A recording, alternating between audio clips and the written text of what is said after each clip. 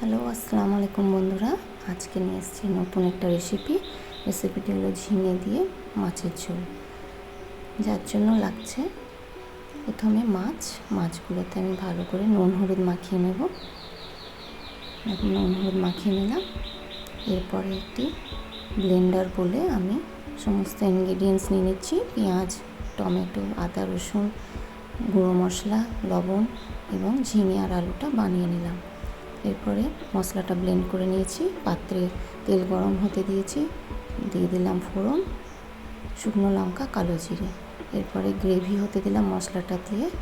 মশলাটা বেশ কষা কষা হবে।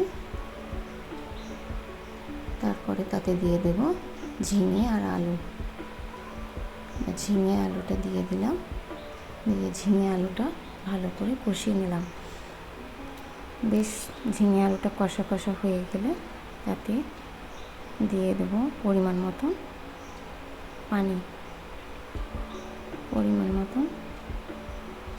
পানি দিয়ে এটা ঝোল হতে দেব। ঝোলটা একদিকে ঝোল হবে আর মাছগুলো দিয়ে দেব। মাছগুলো দিয়ে একটু নাড়াচাড়া করে আমি ঢাকা দিয়ে দেব। ঢাকনাটা দিয়ে দিলাম।